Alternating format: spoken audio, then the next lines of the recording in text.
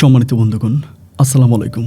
দূরের কাছে দেশে অথবা দেশের বাইরে থেকে প্রাণপ্রিয় বন্ধুরা ঠিক এই মুহূর্তে যে যেখান থেকে বাস্তব জীবনের গল্প শোনার জন্য আমার সাথে জয়েন করেছেন, আমি আপন। আর যে আপন জীবনের গল্পের 941তম পর্বে আপনাকে বরাবরের মতো স্বাগতম জানাচ্ছি। বন্ধুগণ, আজ আমি আপনাকে শোনাবো রাজধানী ঢাকার ছেলে মোহাম্মদ সালমানের জীবনের হৃদয় কাঁপানো এক পারিবারিক বাস্তব জীবন কাহিনী। বন্ধুগণ, আজকের গল্পের টাইটেল যে শ্বশুরের হাত থেকে ইজ্জত বাঁচাতে মুখ পুড়িয়ে দেয় পুত্রবধূ। দেখেন, একটা সহজ বাক্যে একটা সত্য কথা বলি, একটা মেয়ের ইজ্জত কোনো মেয়ের কাছে তার জীবনের চাইতেও বেশি মূল্যবান।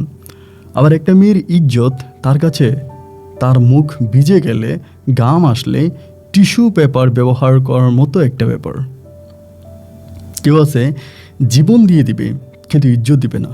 আবার কেউ আছে একটা মিষ্টি মুখের কথায় আপনার সাথে বিছানায় শুয়ে যাবে। আমি মাঝে মাঝে কিছু গল্প পাই, যে গল্পগুলো পড়ার পরে চিন্তা করি যে মানুষে কেন এত পার্থক্য।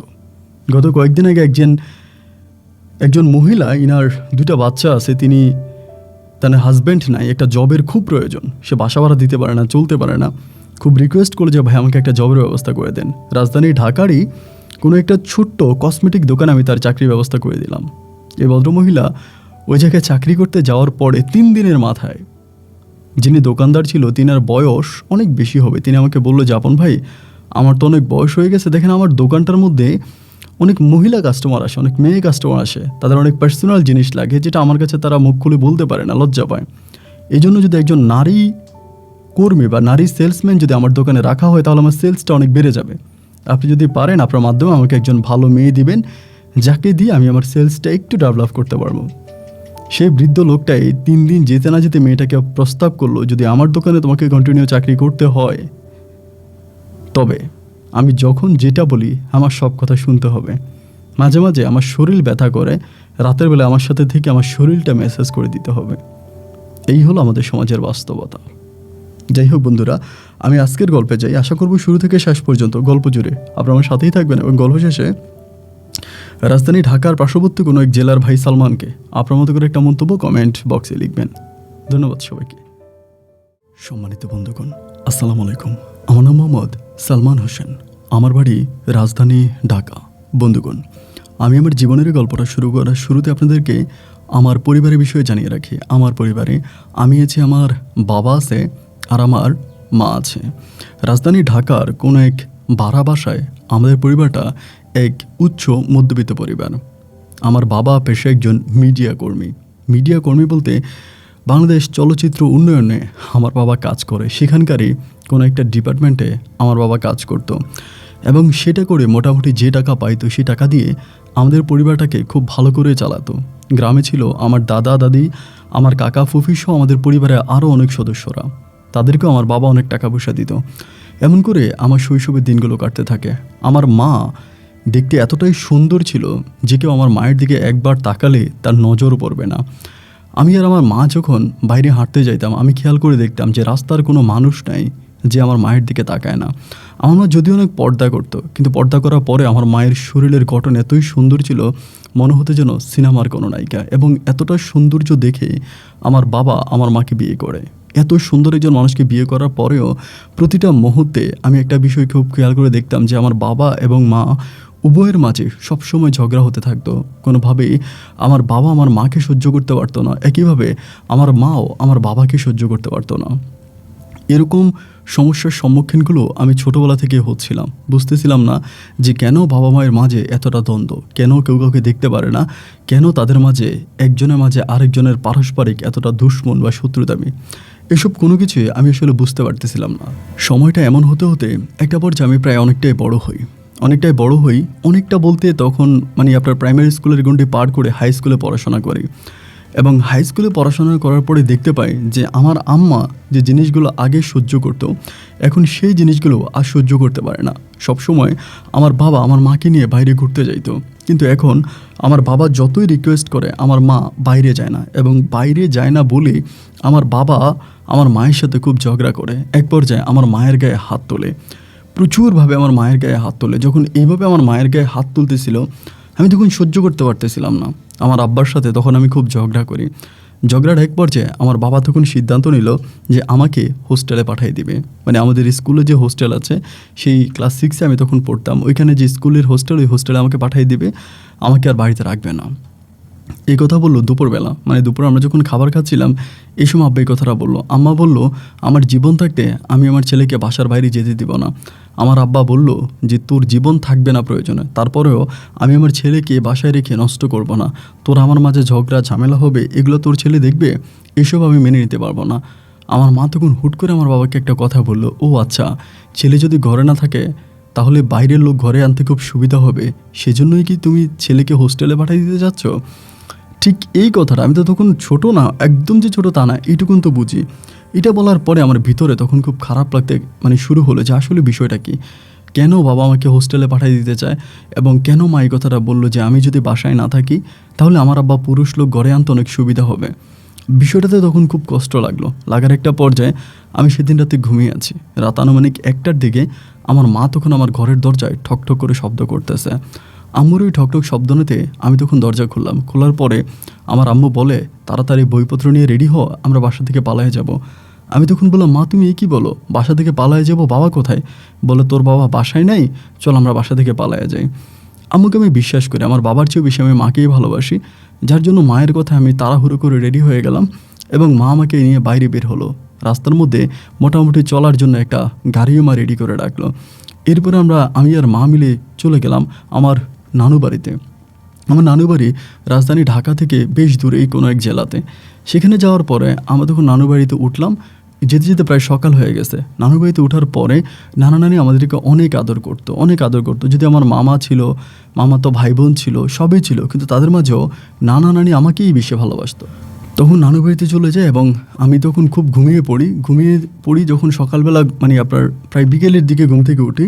ঘুম থেকে ওঠার পরে দেখেছি আমাদের বাড়ির মধ্যে অনেক তাড়াহুড়া, অনেক মানুষ, অনেক চিল্লাফিল্লা, অনেক ঝামেলা। তারপরে দেখতে পেলাম যে আমার বাবা আসছে নানু বাড়িতে মাকে আর আমাকে নিয়ে যাওয়ার জন্য। পরে আমাকে মানে একটা রুমের মধ্যে আটকায় রাখছে, রুমের বাইরে আমাকে যেতে দেয় না। আমার খালামণি, মানে আমার দূর সম্পর্কের খালামণিরা আমাকে বলছে, তুই ঘরের বাইরে যাবি না, তুই এখানেই থাক। তো আমি আর বাসার বাইরে যাচ্ছি না, আমি ওখানেই বসে আছি। আব্বা আম্মা দুজনেই ঝগড়াঝাটি করতেছে, কিন্তু ভাই আমি তখন ওই রুম থেকে, মানে যে রুমে আছি, ছোট মানুষ থাকা অবস্থা আমার মায়ের মুখে এমন কিছু কথা শুনলাম, যে কথাগুলো শোনার পর আমি আমার চোখের পানি ধরে রাখতে পারতেছিলাম না। আমার মা বললো, আমার বাবা নাকি পেশায় একজন মানে নারীর দালাল, এক কথায় যেটা পতিতালয়ের দালাল বলে, আমার বাবা নাকি পেশায় একজন পতিতালয়ের দালাল। মিডিয়াতে মেয়েদেরকে কাজ দেবে বলে বিভিন্ন জেলায় মেয়েদেরকে ফোনের মাধ্যমে টার্গেট করে সেই মফস্বল সিটিগুলো থেকে, ছোট ছোট শহরগুলো থেকে অবলা মেয়েদেরকে রাজধানী ঢাকাতে নিয়ে আসে, এবং আসার পরেই মেয়েগুলোকে বিভিন্ন প্রডিউসারের কাছে, বিভিন্ন পরিচালকের কাছে, অথবা রাজধানী ঢাকার বড় বড় সুনামধন্য ব্যবসায়িকদের কাছে আমার বাবা বিক্রি করে, এবং সেখান থেকে আমার বাবা মোটা অঙ্কের টাকা ইনকাম করে। সেই টাকা আমার বাবা কোনো কাজে লাগায় না, সেগুলো করে আমার বাবা একটা সময় নেশা করে। নেশার প্রতি আমার বাবা এতটাই আসক্ত। কিন্তু এভাবে সময়গুলো কাটতে কাটতে একটা পর্যায়ে মিডিয়াতে, মানে শিল্পকলা একাডেমিতে বা ওই মিডিয়া পারে আমার বাবা খুব রেড সিগন্যালে পড়ে যায়। মানে মোটামুটি সবাই বুঝে যায় যে আমার বাবা এই পেশাটাই করে, বিভিন্ন ধরনের মেয়ে নিয়ে আসে এবং মেয়ে দিয়ে আমার বাবা ব্যবসা করায়। এটা যখন জানতে পারার পরে তখন আমার বাবাকে রেড সিগন্যাল দিয়ে দেয় যে আপনি আর মানে বাংলাদেশ চলচ্চিত্রের এরিয়াতে আপনি ঢুকতে পারবেন না, এফডিসিতে আপনার ঢোকা যাবে না, এরকম করে আমার বাবাকে তখন সম্পূর্ণ এফডিসি থেকে নিষেধাজ্ঞা দিয়ে দেওয়া হয়। ওই সময় আর আমার বাবা তেমন কোনো মেয়েও পাচ্ছিল না, বা আমার বাবার ছবি সবার কাছে ছাপাইয়ে দেওয়া হয় যে আমার বাবা এই ধরনের কাজ করে। তো বাবা মোটামুটি আর কোনো কিছুই করতে পারতেছিল না আর কি। এবং আমার বাবার কাছে তখন বড় বড় ব্যবসায়িকরা ছিল। নেশার টাকা আমার বাবা যখন জোগাড় করতে পারতেছিল না, নেশায় পাগল হয়ে একটা পর্যায়ে নাকি আমার বাবা আমার মাকেই প্রস্তাব করলো যে আমি তোমাকে অমুক জায়গায় নিয়ে যাব, অমুক সাহেবের কাছে, তুমি সাহেবরে কয়েক ঘন্টা সময় দিবা। আমার মা তখন এই প্রস্তাবে রাজি হচ্ছিল না। মা কিন্তু আগ থেকেই জানতো যে বাবা এই কাজের সাথে জড়িত আছে, কিন্তু মা কখনো এটা চিন্তা করতে পারেনি যে খুদ মাকে দিয়েই আমার বাবা এই কাজ করানোর জন্য চেষ্টা করবে। আমার মা তখন ডিরেক্টলি বাধা হয়ে দাঁড়াইলো। সোজা কথায় বাবাকে বলে দিল যে আমি জীবন দিব, কিন্তু কখনো আমার ইজ্জত দিব না। কিন্তু আমার বাবা আমার মায়ের কোনো কথাই আমলে নিল না। আমার মাকে জোর জবরদস্তি করে ওই বড় সাহেবের কাছে নিয়ে যাওয়ার জন্য আমার বাবা সর্বোপরি চেষ্টা করতে লাগলো। চেষ্টা করতে করতে একটা পর্যায়ে আম্মু তখন ক্লান্ত হয়ে গেল। আমার আম্মু আর বাসার বাইরে আমার আব্বুর সাথে যায় না। এক পর্যায়ে বাবা তখন সিদ্ধান্তই নিল, যেহেতু আমার মাকে বাসার বাইরে নিয়ে যাওয়া সম্ভব হয় না, বাসার মধ্যে আমার বাবা ওই বড় সাহেবকে ঢুকিয়ে বাইরে থেকে তালা মেরে দেবে, যার জন্য বাসা খালি করতে আমাকে ঘর থেকে বের করে হোস্টেলে পাঠানোর পরিকল্পনা আমার বাবা করে। এই কথাগুলো আমার মা তখন গ্রামের আমার দাদা দাদি, আমার নানা নানি সহ আমার যে মামারা ছিল তাদের কাছে বলতেছিল। আমার মায়ের কথা বলার শেষ হতে না হতে আমার আব্বাকে জিজ্ঞেস করলো কথাগুলো কি সত্য না মিথ্যা। আমার আব্বা বলল কথাগুলো মিথ্যা। আমার মা বলল ওর মোবাইলটা নেন, ওর মোবাইলেই সব কিছু পাবেন। আমার বাবার মোবাইলটা টান দিয়ে তখন আমার বাবার মোবাইলে সবগুলো মেয়েদের নাম্বার সেভ করা ছিল, সব মেয়েদের নাম্বার। তো আমার আব্বা তখন আমার আম্মাকে বললো যে না এটা মিথ্যা কথা, কিন্তু আমার মা বলল যে না সত্য। ঠিক এই সত্যতার রূপ ধরে আমার বাবাকে তখন বেদর পিটাতে থাকে। আমার বাবার গায়ে হাত তোলে এবং বাবাকে মেরে বাড়ি থেকে তাড়িয়ে দেওয়া হয় এবং এমনভাবে মারা হয় যে আমার বাবার রক্তাক্ত শরীর নিয়ে পরে আমার নানু বাড়ি থেকে পালিয়ে যায়। এই আমার বাবাকে শেষ দেখা, জানালার পাশে বসে উকি মেরে বাবাকে দেখেছি। এরপর থেকে আমি আর আমার বাবাকে দেখি নাই। জীবনের আজকে এই পর্যায়ে এসে দাঁড়িয়েছি, আমার বাবার সাথে আমার আর কখনো দেখা হয় নাই। নানু বাড়িতে আস্তে আস্তে করে খালাদের, মামাদের বা সবার আদর ভালোবাসায় বড় হচ্ছিলাম। এমন করেই অন্তত প্রায় 2 বছরের মতো আমার নানু বাড়িতে থাকা হয়। 2 বছর পরে আস্তে আস্তে বিভিন্ন মানুষে আমার মামাদেরকে নিয়ে, আমার মাকে নিয়ে খারাপ কথাবার্তা বলতে শুরু করে, যার মাঝে মামারা তখন সিদ্ধান্ত নিল যে আমার মাকে বিয়ে দিয়ে দিবে। আমার মাকে বিয়ে দেওয়ার জন্য বিভিন্ন জায়গায় লোক খুঁজতেছে কোথায় মাকে বিয়ে দেওয়া যায়। এরকম করতে করতে আদা বুড়া, বয়স্ক, বাচ্চা আছে বা এরকম অনেক মানুষের কাছে আমার মাকে বিয়ে দেওয়ার জন্য চেষ্টা করে, কিন্তু আমার মা বলেছে মার বিয়ে বসবে না, যেহেতু সে আমাকেই ভালোবাসে, আমাকে নিয়েই সে তার বাকি জীবনটা কাটাতে চায়। আমার মা তখন 5 ওয়াক্ত নামাজ পড়তো, রোজা রাখতো, দিনের পথে চলতো, যথেষ্ট ফরেজগার্ড দিনদার একজন মহিলা ছিল। আমার মা ডিরেক্টলি বলল যে আমার সালমান আছে, আমি আমার সালমানকে নিয়েই আমার বাকি জীবনটা কাটাই দিব, আমার জীবনে আমি আর নতুন করে কাউকে চাই না। কিন্তু আমার মামারা, আমার খালারা, বাকি আত্মীয় স্বজনরা কোনোভাবে আমার মায়ের কোনো কথাই শুনতেছিল না। তারা আমার মাকে কঠিনভাবে প্রেশার দিল যে না, আপনাকে বিয়ে করতেই হবে এবং বিয়ে করে আপনি সংসার করবেন, আপনার স্বামীর সাথে আপনি থাকবেন, এরকম করে মাকে প্রেশার দিচ্ছিল। এক পর্যায়ে এমন রাগারাগির মাথা আমার মা একদিন ফাঁসি দেওয়ার জন্য প্রস্তুতি নেয় এবং ফাঁসি দেওয়ার জন্য যখন প্রস্তুতি নেয়, আমার নানা তখন তাহাজ্জুদ নামাজ পড়ার জন্য ঘুম থেকে উঠে এবং উঠার পরে দেখতে পায় যে আমার মা আম গাছের সাথে কী জানি কে বাঁধতেছে। দেখার পরে আমার নানা তখন দৌড়িয়ে এসে দেখতে পায় যে আমার মা ফাঁসি দেওয়ার ব্যবস্থা করতেছে। এই দৃশ্য যখন আমার নানাভাই দেখে, আমার নানাভাই তখন অনেক ভয় পেয়ে যায়, মানে অনেক ভয় পায় এবং ভয় পেয়ে কান্নাকাটি করে। আমার মামাদেরকে ডিরেক্টলি বলে আমার মেয়ে যদি বিয়ে বসতে না চায় তাহলে আমার মেয়েকে বিয়ে দেওয়ার জন্য তোরা কোনো রকমের প্রেশার দিবি না, আমার মেয়েকে বিয়ে দেওয়ার কোনো প্রয়োজন নাই, আমার মেয়েকে আমি বিয়ে দিব না। এরকম করে আমার নানাভাই তখন আমার মামাদের বাড়ি থেকে মোটামুটি বেশ দূরের একটা জায়গায় আমার মাকে তখন স্থানান্তর করে। সেখানে আমার মাকে ঘরবাড়ি তুলে দেয় এবং আমার মা সেখানেই থাকতে শুরু করে। আমার মায়ের নামে কিছু জায়গা সম্পত্তি দেয় আমার নানা। ওই জায়গা সম্পত্তিগুলো তখন চাষবাস করে আমি আর আমার মা খুব ভালো করে আমার দিনগুলো কাটাচ্ছিলাম। আমার মনে আছে চাঁদের আলোতে মা আর আমি মাঠে কাজ করতাম। মাঠে কাজ করে আমাদের মাঠে প্রচুর ফসল হতো। অন্য যে জমিগুলো ছিল সেই জমিতে যেমন ফসল হতো, আমাদের জমিতে তার চেয়ে অনেক বেশি ফসল হতো। ফসল বিক্রি করে মা আর আমি মোটা অঙ্কে টাকা পাইতাম। সেই টাকা দিয়ে আমাদের দিনগুলো বিন্দাস কাটতে থাকে, আমাদের পরিবারে তেমন কোনো অভাব অনটন থাকে না। এমন করতে করতে আমি তখন স্কুলে পড়াশোনা করি। আমাদের স্কুলেই পড়াশোনা করতো আমার মামাতো বোন শান্তা, আমার সাথেই পড়তো আমার বড় মামার মেয়ে। আমার মামা ছিল টোটাল 3 জন, ওটি ছিল আমার বড় মামার মেয়ে শান্তা, আমার থেকে 1 বছরের ছোট ছিল। তো ওর সাথে আমার খুব ভালো একটা সম্পর্ক আর কি। ভালো একটা সম্পর্ক বলতে মামাদের সাথে আমাদের সম্পর্ক ভালো না, কারণ আমার নানাভাই যখন আমাদেরকে জায়গা ভাগ করে দিয়ে দেয়, এরপর থেকে আমার মামারা আর আমার নানাভাইকে মূল্যায়ন করে না, আমার নানাভাইয়ের সাথে কথা বলে না, ইভেন আমাদের সাথেও কথা বলে না। রাস্তাঘাটে আমার সাথে দেখা হলে সালাম দিলে সালামের উত্তরটা পর্যন্ত নেয় না, কথাই বলে না। কিন্তু আমার মামাতো বোন শান্তা সে যথেষ্ট ভালো, আমাকে অনেক বুঝে, আমার সাথে কথাবার্তা বলে, দুজনের মাঝে মোটামুটি খুব ফ্রেন্ডলি একটা সম্পর্ক তখন আস্তে আস্তে তৈরি হয়। এরকম করে সময়গুলো কাটতে কাটতে একটা পর্যায়ে আমি তখন ক্লাস 8 থেকে ক্লাস 9-এ উঠি। ক্লাস 9-এ ওঠার পর থেকে হঠাৎ করে আমার মামাতো বোনকে আমার দৃষ্টিতে কেমন যেন একটু ভালো লেগে যায় বলতে একসাথে স্কুলে যাই, স্কুল থেকে একসাথে আসি, বা পারিবারিক অনেক বিষয় আমরা শেয়ার করি, ওর সাথে আমার সাথে শেয়ার করে। আমার আম্মুর সুখে দুঃখে আমাদের বাসায় আসে, আমার আম্মুকে যত্ন আত্মি করে, আমার আম্মুকে নিজ হাতে খাওয়াই দেয় বা আম্মুকে অনেক আদর করে। এই সবগুলো বিষয় দেখার পর আমি কেমন জানি শান্তার প্রতি খুব দুর্বল হয়ে পড়ি। এতটাই দুর্বল হয়ে পড়ি যে শান্তাকে আমার মনের মনিকটে আমি বসায় ফেলছিলাম। ওকে ছাড়া আমার আর কোনো কিছুই ভালো লাগতেছিল না। আস্তে আস্তে করে দুজনে একটা গভীর সম্পর্কের মধ্যে চলে যাই। দুজনে চলে যায় বলতে আসলে শান্তার দিক থেকে আমি বিষয়টা জানি না, কিন্তু আমার দিক থেকে এমন একটা গভীর সম্পর্কে চলে যাই। এবং ক্লাস 9-এ ওঠার পরে আমি হঠাৎ করে মানে বুঝতে পারি যে শান্তা আমাদের স্কুলেরই আরেকটা ছেলেকে খুব পছন্দ করে। উনি হচ্ছে ক্লাস 10-এ পড়ে। শান্তা তখন হচ্ছে ক্লাস 8-এ পড়তো, আমি 9-এ পড়তাম, ওই বড় ভাই তখন ক্লাস 10-এ পড়তো। তো যখন আমি এটা বুঝলাম যে ওই বড় ভাইয়ের সাথে শান্তার একটা সম্পর্ক আছে বা শান্তা ওনাকে পছন্দ করে, এই বিষয়টা বুঝতে পারার পরে আমার কাছে মনে হলো যে শান্তার বাবা মা তো কখনোই আমাকে মেনে নিবে না।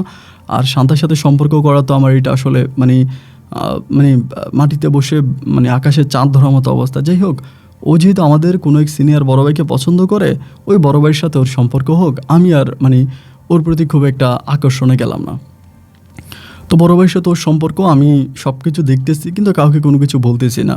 এবং আবার ওদের মাঝে অনেক চিঠিপত্র আদান প্রদান হয়, এগুলো আমিই করে দিই। চিঠিপত্র আদান প্রদান আমি করে দিই এবং দুজনের সাথে একসাথে হওয়ার জন্য আমি অনেক চেষ্টা করি। এক কথায় যেটা, যাকে ভালোবাসতাম তাকেই নিজের হাতে অন্য কারো কাছে তুলে দিচ্ছিলাম। এইভাবে সময়গুলো কাটতে কাটতে একটা পর্যায়ে বড় ভাই তখন এসএসসি পরীক্ষা দেয়। এসএসসি পরীক্ষা দেওয়ার পরে ভাই তখন এই স্কুল থেকে চলে যায়, কলেজে ভর্তি হয়। অন্য একটা কলেজে ভাই তখন ভর্তি হয়। ওই কলেজে ভর্তি হওয়ার পরে তখন এই বড় ভাই আর ওই শান্তার সাথে খুব বেশি একটা যোগাযোগ রাখে না, খুব বেশি একটা কথাবার্তা বলে না, আমাদের স্কুলের দিকেও খুব বেশি একটা আসে না। শান্তা তখন মানসিকভাবে অনেকটা ভেঙে পড়ে, কান্নাকাটি করে, চিৎকার করে, ওনাকে ছাড়া বাঁচবে না, ওনার জন্য তার অনেক আবেগ, অনুভূতি, ভালোবাসা। এরকম করে আমি তখন ক্লাস 10-এ উঠি, শান্তা তখন ক্লাস 9-এ ওঠে। এবং ওই মুহূর্তে শান্তার অবস্থা এতটাই খারাপ হয়ে গেল, ওই বড় ভাইরে ছাড়া ওর চোখের ঘুম টুম সব কিছু হারাম হয়ে গেল, ওর কোনো কিছুই ভালো লাগে না। ওর যখন এরকম কষ্ট দেখলাম, আমি তোকে ভালোবাসি এবং ভালোবাসার মানুষটার চোখের জল দেখলে তো কোনোভাবেই নিজেকে ঠিক রাখা যায় না। তখন নিজের মাঝে অনেক কষ্ট লাগলো, খারাপ লাগলো যে কেন ও এরকমটা করে এবং কেন ও এতটা কান্নাকাটি করে। এতটা খারাপ লাগার পরে একটা পর্যায়ে আমি তখন সিদ্ধান্ত নিলাম যে যাই হোক, আমি আমি শান্তার জন্য হলেও ওই বড় ভাইয়ের বাড়িতে যাব এবং গিয়ে আমি তাকে বুঝিয়ে শুনিয়ে আমি যেভাবেই পারি শান্তার সাথে ওনার আবার অ্যাডজাস্ট করার, ওনাকে বুঝাবো যে শান্তা ওনাকে কত ভালোবাসে, উনি যাতে শান্তাকে সময় দেয়। এই কথা বলি টিফিনের সময়, যখন টিফিন হয়, টিফিনের সময় আমি তখন সাইকেল চালিয়ে ওই বড় ভাইয়ের বাড়িতে যাই। বড় ভাইয়ের বাড়িতে যাওয়ার পরে উনি দেখলাম যে ওনার মাঠের মধ্যে অন্য বাচ্চাদেরকে নিয়ে খেলাটেলা করতেছে, ওনার সমবয়সী ছেলে মেয়ে, তাদের সাথে, মেয়েদের সাথে উনি খেলে ওই সময়। চিন্তা করেন এরকম একটা লোক। পরে ওইখানে যাওয়ার পর ডাক দিলাম। ওনাদের গ্রামটাই আসলে এরকম, কারো কোনো ভেদাভেদ নাই, মাইন্ড নেই, সন্দেহ নেই আর কি। পরে উনি আসার পরে আমার বলে, কী ব্যাপার সালমান, তুমি এখানে, শান্তা কেমন আছে? আমি বললাম, ভাই শান্তা তো ভালো নাই, এই জন্যই তো আপনার কাছে আসছিলাম, আপনার সাথে আমার একটু কথা আছে। তো আমাকে বলে, কী কথা বলো না শুনি। আমি বললাম যে একটু সাইডে আসেন বলি। পরে সাইডে আসছে, আইসা বলো কী হয়েছে বলো। তাই আমি বললাম যে আপনি শান্তারে ফোন দেন না, শান্তার সাথে কথা বলেন না, শান্তাকে আপনি অ্যাভয়েড করেন, এগুলো তো শান্তা নিতে পারতেছে না, সে তো অনেকটা অসুস্থ হয়ে গেছে, খাওয়া দাওয়া করে না, স্কুলে যায় না, কান্নাকাটি করে সব সময়, ওর মানসিক অবস্থা খুব খারাপ হয়ে গেছে। এখন ভাই আপনি তো এই কাজটা ভালো করতেছেন না, আপনি যদি শান্তাকে ভালোই বাসেন তাহলে তাকে এইভাবে কষ্ট কেন দিচ্ছেন? উনি তখন বলে যে আসলে ভাই কী আর বলবো তোমাকে, শান্তা তো আমার কথা শোনে না, আমার চাওয়া শান্তা পূরণ করে না, তো আমার চাওয়া যারা পূরণ করে আমি তো তাদের সাথেই থাকবো। আমি তখন ওনাকে বললাম যে কী এমন চাওয়া যে চাওয়া শান্তা পূরণ করে না? পরে আমাকে বললো যে না, সব কথা তো আর তোমাকে বলা যাবে না, তুমি ওর বড় ভাই, যাই হোক তুমি যাও। তখন বললাম, ভাই দেখেন আপনার কাছে অনুরোধ করতেছে, আমার বোনের অবস্থাটা ভালো না, ও কান্নাকাটি করে, ওর খুব খারাপ লাগতেছে। পরে বলো, আচ্ছা ঠিক আছে, আজকে আমার আব্বা আম্মু বাসায় নেই, তো তুমি স্কুলে যাও এবং স্কুল ছুটি হইলে শান্তাকে নিয়ে ডাইরেক্ট আমাদের বাড়িতে আইসো, এবং বাড়িতে আসলে পরে আমি শান্তার সাথে বসে কথা বলবো। আমি তখন বললাম, তাহলে কি সত্যি আপনি কথা বলবেন? বলে, হ্যাঁ আমি সত্যি কথা বলবো, তুমি টেনশন করো না, তুমি শান্তাকে নিয়ে আইসো। পরে আমি বললাম যে আচ্ছা ঠিক আছে, সমস্যা, আমি শান্তাকে নিয়ে আসবো।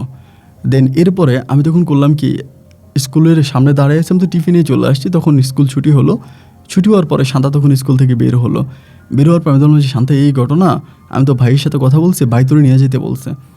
পরে আমারে বলে, আমি যখন ওর বাড়িতে যাব, এখন যদি ওর বাড়িতে যাই এবং তুই যদি না যাস সাথে তাহলে কেমন দেখায়, আর তুই যদি আমার সাথেই যাস তাহলে বাড়িতে গিয়ে ম্যানেজ করবে কে? বাড়িতে তো ম্যানেজ করতে হবে, আবার তুই তো আমার আম্মাকে বলবি যে আমি আমার বান্ধবীর বাসায় গেছি, এটা একটু বলতে পারবি? আমি আচ্ছা ঠিক আছে, সমস্যা নাই, এটা আমি বলবো, বলে তারপরে হচ্ছে আমি ম্যানেজ করবো, তুই ওই ভাইয়ের বাড়িতে চলে যা।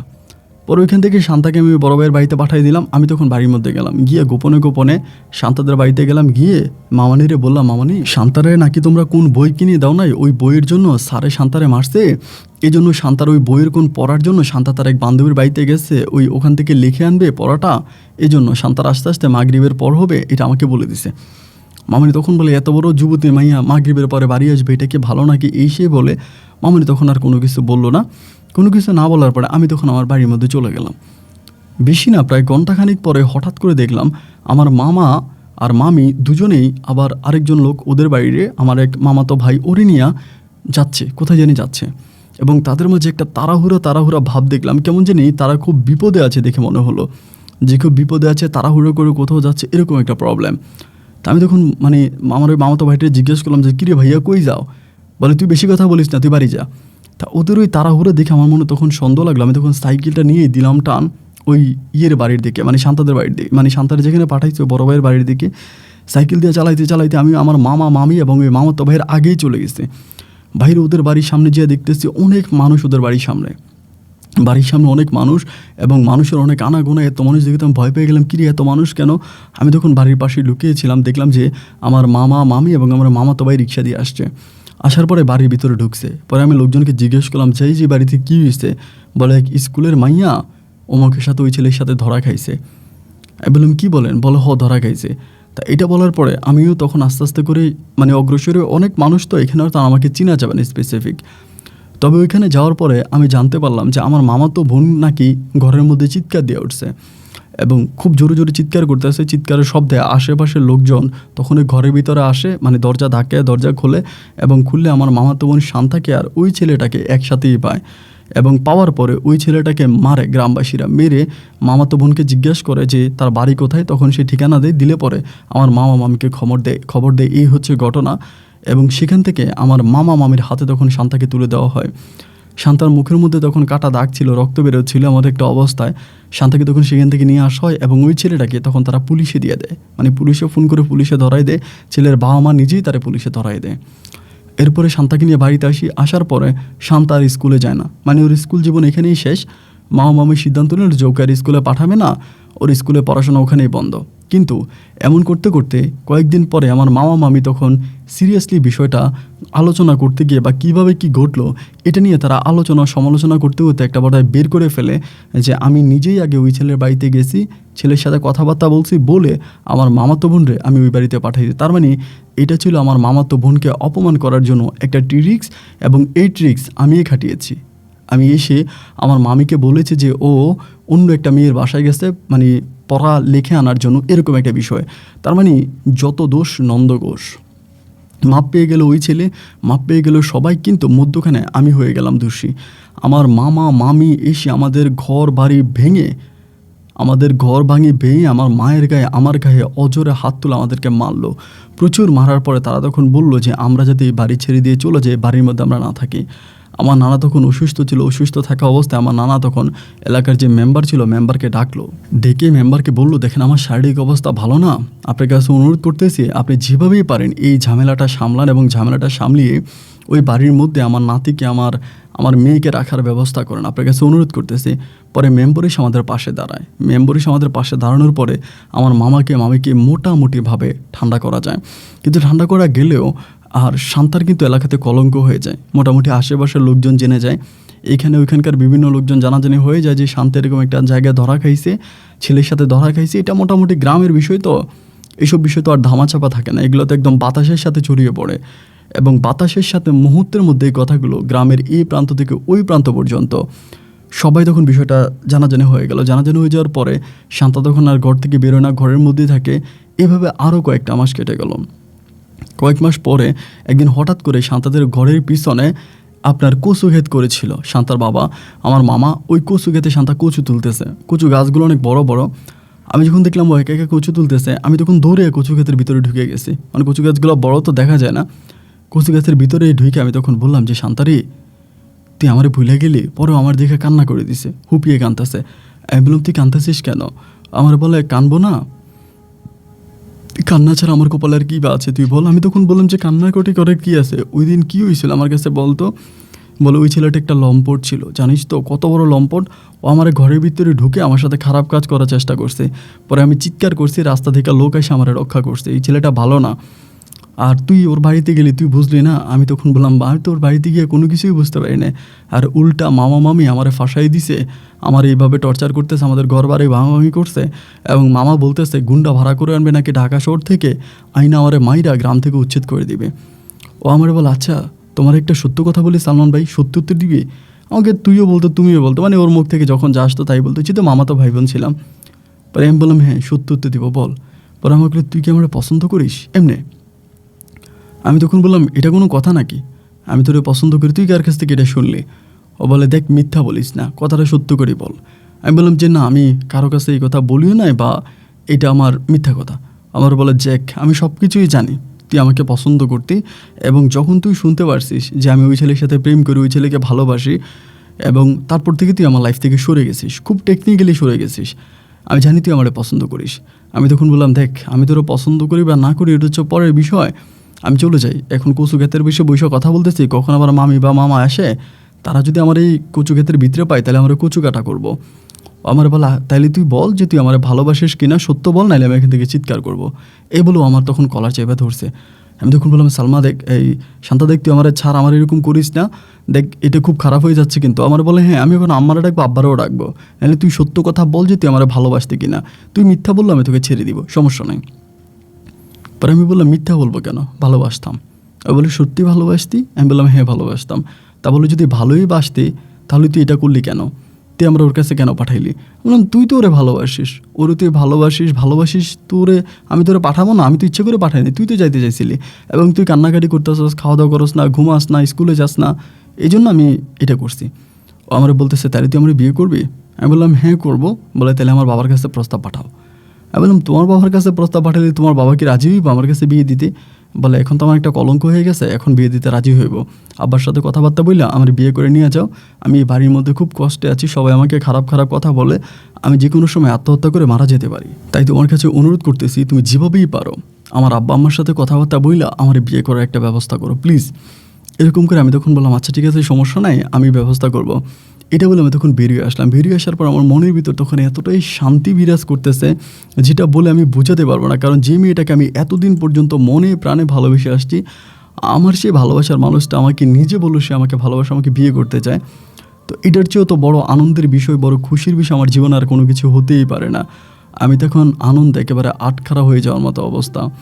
এবার চিন্তা করলাম ছোট মানুষ, মাত্র ক্লাস 10-এ পড়ি, এখনই যদি আমি ওরে বিয়ে করতে চাই, বা এটা কি মা রাজি হবে, বা মামা মামিও বা কী বলবে, ওই বিষয়গুলো থেকে আমি তখন আমার মার এগিয়ে বিষয়টা জানাইলাম যে মা এই ঘটনা, আমি তো সালমারে এই শান্তারে পছন্দ করি, আমি শান্তারে বিয়ে করতে চাই, তুমি শান্তার সাথে আমারে বিয়ে করাই দাও, শান্তারে এই বাড়িতে বউ বানিয়ে নিয়ে আসো। আমার মা তখন খুব গরম হয়ে আমার দিকে তাকায়, মানে চোখগুলো লাল লাল করে তাকায়, বলতেছে যেই মামা তোর সাথে কথা বলে না, রাস্তাঘাটে তোর সাথে দেখা হইলে কথা বলে না, তোর সাথে খারাপ ব্যবহার করে, খারাপ আচরণ করে, সেই মামা তার মেয়েকে আমার ঘরের বউ হিসাবে পাঠাবে, এটা তুই কেমনি চিন্তা করলি? আমি বললাম মা দেখো শান্তা তো এখানে একটা কলঙ্ক হয়ে গেছে, আর শান্তাকে তো চাইলেও আর এদিক সেদিক বিয়ে দেওয়া যাবে না, ভালো কোনো বিয়ের ঘরও ওর আসবে না, তো এখন যদি তুমি মামাকে বলো মামা হয়তো রাজি হতে পারে। আমার মা বলে যে না এটা কখনোই রাজি হবে না, এসব উল্টাপাল্টা কথা বলিস না। আমি বললাম যে মা রাজি হবে, তুমি প্লিজ একটাবার মামাকে বলে দেখো না, তোমার তো বলতে সমস্যা নাই, তুমি বলে দেখো, আমি শিওর যে মামা রাজি হবে। মা তখন বলে আচ্ছা ঠিক আছে তুই এরকম করেই যখন বলতেছিস আমি দেখি তোর মামাকে বলে রাজি করাইতে পারি কিনা। এরপরে আমার মা তখন আমার মামাকে না বলে আমার মামনিকে বলে বিষয়টা, যে আপনার মেয়েটার যেহেতু এরকম একটা কলঙ্ক হয়েই গেছে, আপনার মেয়েটাকে আমার ছেলের বউ বানিয়ে আমার ঘরে আনতে চাই। কিন্তু সেই ক্ষেত্রে আমার মামি তখন আমার মাকে হাসে বলে ও আচ্ছা আচ্ছা তাহলে এই ঘটনা, আমার মেয়েটারে গ্রামের মানুষের চোখে, গ্রামের মানুষের সামনে কালারিং করে আমার মেয়ের মুখে চুমকালি মেখে দিয়ে এখন আপনার ছেলের বউ হিসাবে আমার মেয়েরে নিতে চান, এটা কি আপনাদের একটা পরিকল্পনা ছিল? আপনার ছেলে আর আপনি কি এরকম পরিকল্পনা করে এই কাজটা করছেন? আমার মা তখন বলে ভাবি আপনি এগুলো কী বলেন, এটা আমি কেন করব? এরকম ভেবা আসলে কোনো কিছুই না, আসলে আমার ছেলে আপনার মেয়েরে পছন্দ করে এবং পছন্দ করার কারণেই আমার ছেলে এটা বলছে, এখন আপনারা রাজি হবেন না হবেন এটা হচ্ছে আপনাদের ব্যক্তিগত ব্যাপার। আমার মামি তখন ডিরেক্টলি বলে যে এই কথা কখনো স্বপ্ন চিন্তা করেন না, মেয়েরে কাইটা গাঙ্গে বাসায় দিব, চিলকা ওরে খাওয়াই দিব, কিন্তু তারপরেও আপনার ছেলের বউ বানায়া আপনার ছেলের ঘরে আর যাই হোক আমি আমার মেয়েকে পাঠাবো না। এটি ছিল আমার মামির সাফ কথা। এই সাফ কথা বলে দিয়ে আমার মামি তখন মন টন খারাপ করে আমার মাকে ঘর থেকে বিতাড়িত করে দিল। আমার মা ঘরে এসে আমাকে ডিরেক্টলি বলতেছে, তুই এই কথা কখনোই চিন্তা করবি না এবং কখনোই শান্তাকে বিয়ে করার কোনো প্ল্যানিং মাথায় আনবি না, এটা তুই ভুলে যা। কিন্তু দিনের পরিক্রমায় আমি দেখতেছি শান্তার উপরে বর নির্যাতন শুরু হয়েছে। আমার মামা মামি মিলে শান্তাকে প্রতিটা দিন মারে এবং শান্তার ওই মায়ের কান্নার শব্দ আমার কানে যখন আসে আমি তখন সহ্য করতে পারি না, কলিজা তখন ফেটে যায়। এবং একদিন আমি রাস্তার মধ্যে আমার মামার পা ধরে চিৎকার করে কাঁদি, বলে, মামা, যে কোনো কিছুর বিনিময় হোক আমি শান্তাকে বিয়ে করতে চাই, আপনি শান্তারে এইভাবে মাইরেন না, হয় শান্তারে কোথাও বিয়ে দিয়ে দেন, না হয় শান্তারে আমার কাছে বিয়ে দেন। মামা তখন বলে, এক শর্তে আমি শান্তারা তোর কাছে বিয়ে দিতে পারি, কারণ সত্যটা এই কারণেই দিব, সেটা হচ্ছে তোর চরিত্র ভালো না, আমি জানি। তোর চরিত্র ভালো হইলে তুই টাকার জন্য আমার মেয়ের একটা ছেলের কাছে দিয়ে আসতে পারতি না। আমি তখন বললাম, মামা, এটা আবার নতুন করে কোন কথা বললেন যে টাকার জন্য আমি শান্তারে দিয়ে আসছি? বলে, হ্যাঁ, যেই ছেলের কাছে তুই শান্তারে দিয়ে আসছিলি ওই ছেলের কাছ থেকে তুই 10,000 টাকা নিয়েছিস, আমার কাছে প্রমাণ আছে। আমি তখন বললাম, মামা, নাউজুবিল্লাহ, আমি শান্তাকে ওই ছেলের কাছে টাকার জন্য দিয়ে আসি নাই। শান্তা ওই ছেলেকে ভালোবাসতো এবং ভালোবাসতো বলে আমি শান্তাকে বলছে সেখানে যাবে, যার জন্য আমি মামিকে মিথ্যে বলছিলাম। মামা আমাকে বলে, আমার সব কিছু জানা হয়ে গেছে। যেই ছেলে তার মামাতো বোনকে 10,000 টাকায় বিক্রি করতে পারে, সেই ছেলে তার বউকেও বিক্রি করতে পারবে। যেমনটা তোর বাবা করেছিল, আমার বোনকে বিক্রি করতে চাইছিল, পারলো না। তোর বাবা যেরকম একটা খারাপ মেয়ের দালাল ছিল, মানে একটা প্রস্টিটিউটের দালাল যেরকম তোর বাবা ছিল, তোর বাবার রক্তই তো তোর গায়ে আছে, সো তুই ভালো হবে কেমন করে? আর আমি এজন্যই তোকে শর্তটা দিলাম যে তুই যদি আমার শর্ত মানিস তাহলে আমি ভেবে দেখবে যে আমার মেয়েকে তোর কাছে বিয়ে দেওয়া যায় কি না। আমি তখন বললাম, ঠিক আছে, তুমি যদি এরকম করেই বলতেছো তাহলে বলো তোমার শর্ত কী। আমার মামা তখন শর্ত দিল যে তোদের যত জায়গা সম্পত্তি আছে, স্থাবর অস্থাবর যা আছে, এগুলো তো সবই তোর মায়ের নামে তোর নানা লিখে দিছে। এখন তো এরিমে যাওয়ার নানা ভাই কিন্তু মারা গেছে, তো বলে তোর নানা যেহেতু এখন নাই, এই সব কিছুর মালিক কিন্তু তোর মা। তোর মা আমাদেরকে, মানে আমাকে, তার সমস্ত সয় সম্পত্তি আমার নামে লিখে দিতে হবে। যদি আমার নামে লিখে দেয় তাহলে আমি আমার মেয়েকে তোর কাছে বিয়ে দিব, অন্যথায় দিব না। কথা আমার সোজা। আমি তখন বললাম, তাহলে মামা আমরা কোথায় থাকবো? বলে, তোরা তোদের বাড়িতে থাকবি, সমস্যা নাই, জায়গা আমার নামে লিখে দিবি, কিন্তু বাড়িতেও তোরাও থাকবি এবং তোদের যে জায়গা সম্পত্তি আছে ওই জায়গা সম্পত্তি তোরাই ভোগ করবি, ভোগ দখল করবি। যদি আমার মেয়ে ওই পরিবারে থাকে, থাকার পর যদি আমার একটা নাতি নাতনি হয় বা আমার মেয়েটা যদি ওইখানে ঠিকই থাকতে পারে এটা আমি মনে করি, তাহলে আমি সব কিছু আবার পুনরায় তোর নামে ফিরিয়ে দিব অথবা আমার মেয়ের নামে ফিরিয়ে দিব, অন্যথায় আমি মানব না। আমি তখন বললাম যে এটা কি আমার আম্মা রাজি হবে? বলে, দেখ, তোর আম্মাকে রাজি করানোর দায়িত্ব তোর, অন্যথায় আমি আর কোনো কিছু বলতে পারবো না। এই বলে মামা তখন সোজা বাজারের দিকে হেঁটে যেতে শুরু করলো। আমি তখন চিন্তা করলাম, শান্তার এখন বর্তমানে যে অবস্থা আমার মামা মামি বুঝতেছে না, কিন্তু শান্তাকে আমি খুব ভালো করেই বুঝি। শান্তা যেই কোনো সময় আত্মহত্যা করবে এবং ওর আত্মহত্যা থেকে ওরে কেউ বাঁচাতে পারবে না, ও সত্যি মারা যাবে। আমি তখন চিন্তা করলাম যে মৃত্যুর হাত থেকে শান্তাকে যদি বাঁচাইতে হয় তাহলে আমার মাকে যেভাবে হোক রাজি করাতে হবে। আমার মাকে রাজি করে আমার মায়ের স্থাবর সব সম্পত্তি আমার মামার নামে লিখে দিতে হবে। আর মামার নামে লিখে দিতে পারলে আমি শান্তাকে বউ বানিয়ে, আমার ঘরের বউ বানিয়ে আমি শান্তাকে আনতে পারবো। অন্যথায় শান্তাকে আমি সাদা কাপড়ে পেঁচিয়ে মাটির নিচে দাফন করে আসতে হবে। ওই দিন রাতেরবেলায় মা আর আমি একসাথে খাবার খেলাম। খাওয়ার পরে আমি বললাম, মা, একটু উঠানে চলো, তোমার সাথে একটু কথা আছে। তা আমাদের বাড়িটা মোটামুটি একটা আলাদা বাড়ি ছিল, তেমন বাড়িঘর ছিল না আশেপাশে। তো উঠানের মধ্যে যাওয়ার পরে তখন কিন্তু মাঠের যে কাজগুলো, ওই মাঠের সমস্ত কাজে আমি করি, আমার মা কিন্তু করে না। ওখানে যাওয়ার পরে আমি মারে বললাম যে, মা, এমন এমন ঘটনা, আমি তো মামারে বলছিলাম শান্তার ব্যাপারে, কিন্তু মামা একটা শর্ত দিয়েছে, তোমার কিন্তু ওই শর্তটা মানতে হবে। তুমি যদি এই শর্তটা মানো তাহলে দুইটা মানুষ বেঁচে থাকবে, শান্তা বেঁচে থাকবে, আমিও বেঁচে থাকবো। আর এই শর্তটা যদি তুমি না মানো, শান্তা আত্মহত্যা করে মারা যাবে ওর বাবা মায়ের অত্যাচারের কারণে, এবং আমিও আত্মহত্যা করব। মা তখন আমাকে জড়াই ধরে কান্না করে বলতেছে, তোর বাবা মারা যাওয়ার পর থেকে, মানে তোর বাবা চলে যাওয়ার পর থেকে আমি তোকে কোলে পিঠে করে মানুষ করেছি, তোকে ছেড়ে যেতে হবে বলে আমি নতুন করে কোনো বিয়ে বসি নাই। কারণ নতুন করে বিয়ে বসলে ওই লোকে তোকে মেনে নেবে না, তোকে আমার ছেড়ে দেওয়া লাগবে। তোর মামারা ভালো না, তোর মামিরা ভালো না, তাদের কাছে আমি তোকে রেখে আসতে পারি নাই বলে আমি বিয়ে বসি নাই। আমি তোকেই আগলে রেখে আমার জীবনটা কাটিয়েছি। এখন তুই এটা কী কথা বললি? আমি তো এই কথা মানতে পারতেছিলাম না বাবা। আমি তখন বলি, হ্যাঁ, আমি যেটা বলেছি আমি সেটা এখনও বলি। তুমি যদি সত্যিকার অর্থে আমাকে ভালোবেসে থাকো এবং শান্তার প্রতি যদি তোমার বিন্দুমাত্র ভালোবাসা থেকে থাকে ভাইয়ের মেয়ে হিসাবে, তাহলে মা, তোমার স্থাবর যত সয় সম্পত্তি আছে তুমি সব কিছু বড় মামার নামে লিখে দাও। মা আমাকে বলে, মানি এটা তুই কী এক কথা বললি? আমি বললাম, হ্যাঁ, এটাই বড় মামা আমাকে সত্য দিয়েছে। তুমি যদি তোমার স্থাবর সব সয় সম্পত্তি আমার বড় মামার নামে লিখে দাও, তবেই বড় মামা আমার কাছে শান্তাকে বিয়ে দিবে, অন্যথায় বড় মামা আমার কাছে শান্তাকে বিয়ে দেবে না। আমার মা বলে, এটা তোর বড় মামার একটা ট্রিক্স, এটা একটা টেকনিক, এবং সে একটা খারাপ মন্তব্য করেছে, মানে খারাপ পরিকল্পনা করেছে। এই পরিকল্পনায় সে আমাদেরকে এই গ্রাম থেকে উচ্ছেদ করে দিবে। আসলে তো আমাদের বাড়িতে এসে আমাদের ঘর বাড়ি ভেঙে মেম্বারের কারণে উনি আমাদের কিছুই করতে পারে নাই। আর এখন তো ওই মেম্বারও আর আমাদের পক্ষে থাকবে না, তো নানাও মারা গেছে, এখন আমাদেরকে এই গ্রাম থেকে উচ্ছেদ করে দেওয়ার জন্য তোর মামা একটা নতুন পরিকল্পনা মাথায় নিয়েছে। আর এই পরিকল্পনার ফাঁদে তুই পা দিলি, তুই বুঝলি না? আমি বললাম, মা আমি কি বুঝছি আর আমি কি বুঝি নাই সেটা আমি জানি না, কিন্তু আমার কথা হচ্ছে আমার শান্তাকে বাঁচাইতে হবে এবং শান্তাকে বউ বানিয়ে আমার ঘরে আনতেই হবে, তোমাকে এটা মানতেই হবে। মা আমাকে বলে, আমার জীবন থাকতে আমি তোর মামার এই ফাতানো ফাঁদে আমি পা দিব না, আমি তোর মামারে খুব ভালো করেই চিনি। আমি বললাম, ঠিক আছে, তাহলে তোমার কথাই রইল, এবার তুমি আমার কথাই শোনো, যে তুমি যেহেতু এটা তুমি করলাই না, তবে তুমি দেখবা যে তোমার ছেলে এখন কেমন ধুকে ধুকে মরে। বন্ধ করে দিলাম খাওয়া দাওয়া টোটালি বন্ধ, খাই না। অবস্থা এতটাই খারাপ হলো, 3 দিনের মাথায় আমাকে হসপিটালে ভর্তি করানো হলো। হসপিটালে ভর্তি করানোর পরে আমি হাতে কোনো স্যালাইন রাখতেছি না, হাতে স্যালাইন দিলে স্যালাইন খুলে ফেলি, চিৎকার করি, কান্নাকাটি করি। এসব জিনিস দেখার পরে আমার মায়ের মনটা তখন নরম হয়ে গেল।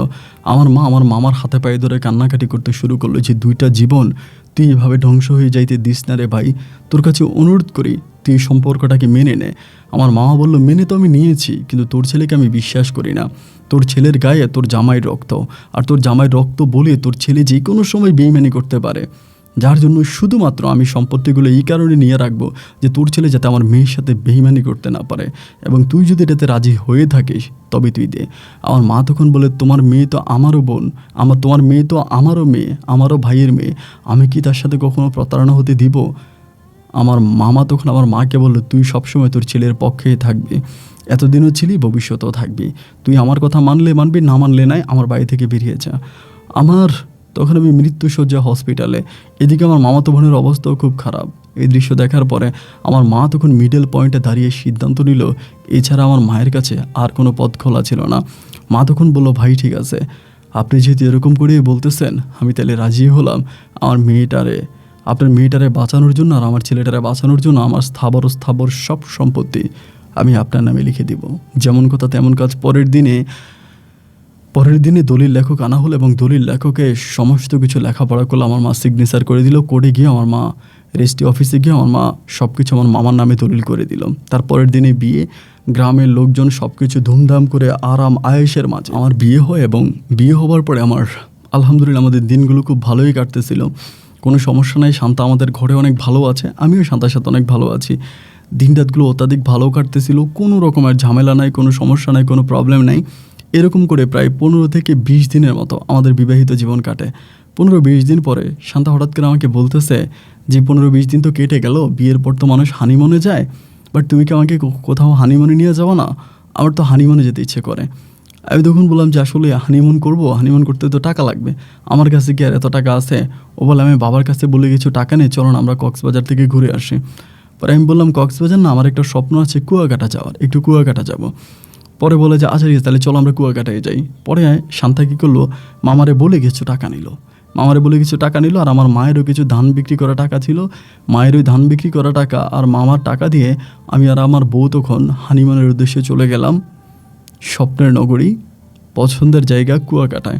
এবং ওইখানে যাওয়ার পরে কুয়াকাটায় আমরা যখন গিয়ে পৌঁছাই, আমরা দুজনেই খুব মজা করতেছিলাম। সাগর পাড়ে সাগরের পানির সাথে আমরা মিশে যাচ্ছিলাম। আমরা গভীর ভালোবাসায় একজন আরেকজনের মাঝে জমে গেলাম। এরকম করে সময়গুলো কাটতেছে। একদিন হলো কি, আমার শরীরটা খুব খারাপ লেগে গেল। যেদিন গেলাম তার পরের দিনে হঠাৎ করে সাগর পাড়ে ডুবিয়েছি, ভিজেছি, মাথায় পানি লেগেছে, সব কিছুর কারণে অবস্থাটা খুব খারাপ হয়ে গেল। শরীরটা লাড়তে পারতেছি না, ব্যথায় আমার শরীর খারাপ লাগতেছে। তখন আমি শান্তারে বললাম যে, শান্তা একটা কাজ করো, তুমি আমার জন্য কিছু ব্যথার ওষুধ নিয়ে আসো। হোটেলের রুমের দোতলায় আমি তখন ছিলাম, শান্তা তখন নিচে হচ্ছে ফার্মেসি ছিল, ফার্মেসিতে গেল ওষুধ আনার জন্য।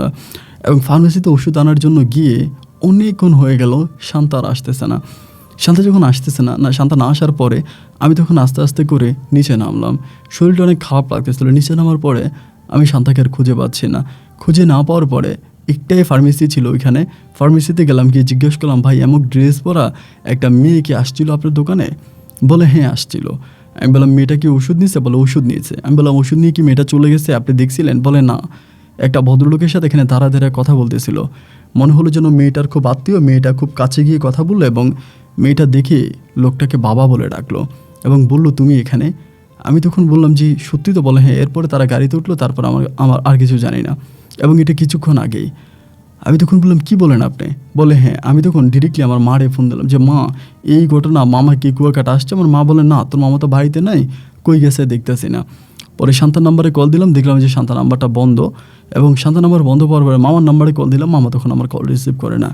আমি তখন পাগল হয়ে গেলাম, কী ব্যাপার, শান্তা তাহলে কোথায় গেল? এবং একটা পর্যায়ে আমি তখন মামির নাম্বারে কল দিয়ে বললাম যে মামি মামা কোথায়? বলে তোমার মামা তো ঢাকাতে গেছে মাল কেনার জন্য। আমি তখন বললাম মামা ঢাকাতে মাল কেনার জন্য গেছে, তাহলে শান্তা কই? বলে শান্তা কই মানে আমরা কেমনে জানি? শান্তা তো তোমার সাথে হানিমুনে গেছে কুয়াকাটা। আমি বললাম এই ঘটনা, হোটেল রুমের নিচে শান্তা নেমে আসছে এবং আসার পর এখন আমি শান্তাকে আর খুঁজে পাচ্ছি না। আমার মামারি তখন বলে খবরদার আমার মেয়েরও যদি কোথাও বিক্রি করে দেস, তোরে কিন্তু আমরা কেটে তোরে কিন্তু আমরা টুকরা করবো, এই কাজ কিন্তু তুই ভুলেও করবি না। আমি তখন বলি মামি আপনি এটা কী বলেন, আমার বউরে আমি বিক্রি করবো কেন?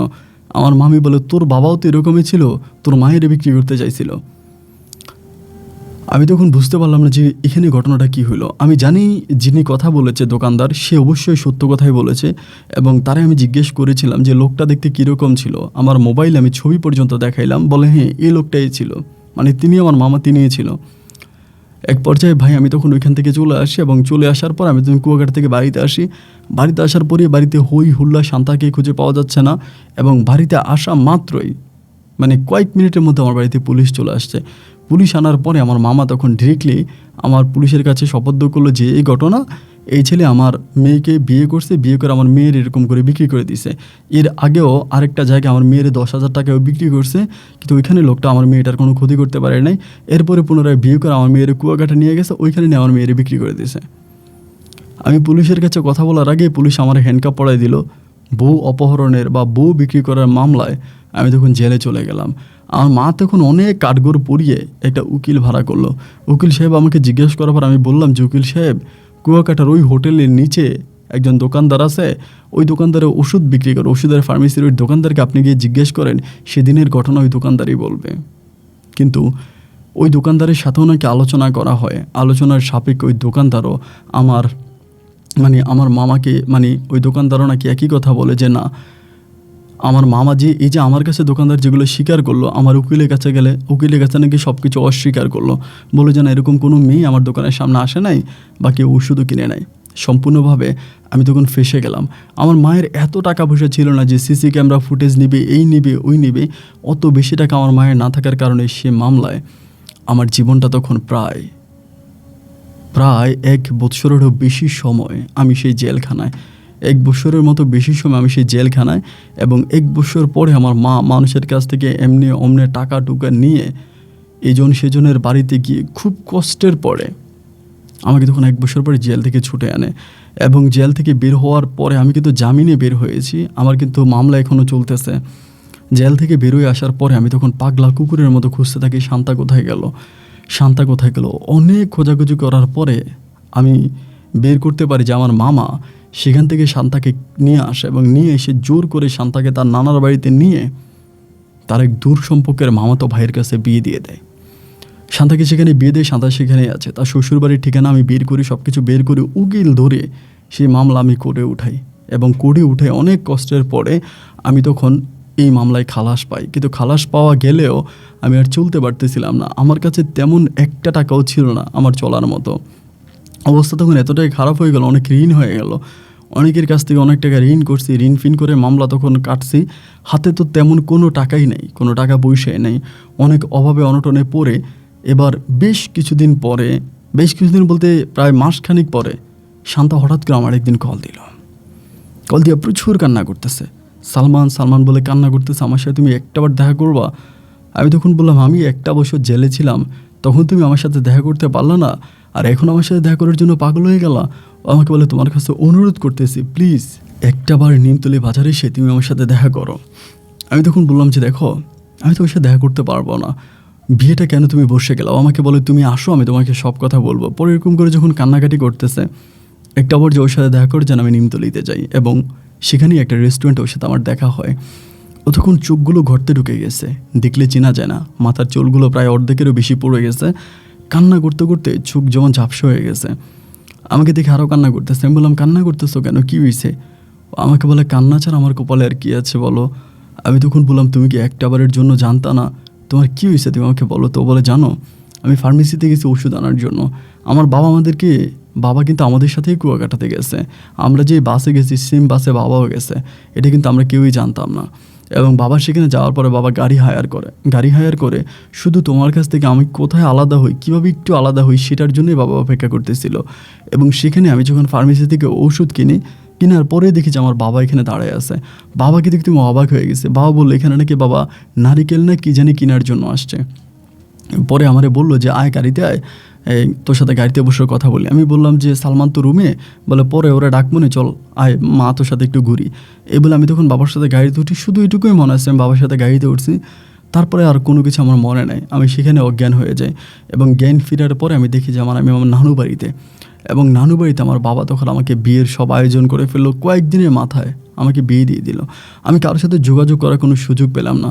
যখন সুযোগ পেলাম তখন জানতে পারলাম যে তুমি নাকি জেলে আসো, তাই তোমার সাথে আমার আর যোগাযোগ হয়নি। আমি তখন বললাম তা তো হয়ে গেল, তোমার বাবা ফিল্মি স্টাইলে হুমায়ুন ফরিদির মতো একটা কাহিনী করে বসছে। যাই হোক মির্জাফরের বিচার আল্লাহ করবে। আমি বিনা কারণে একটা বছর জেল ঘাটছি, শুধু জেল বড় কথা নয়, আমার লক্ষ লক্ষ টাকা চলে গেছে।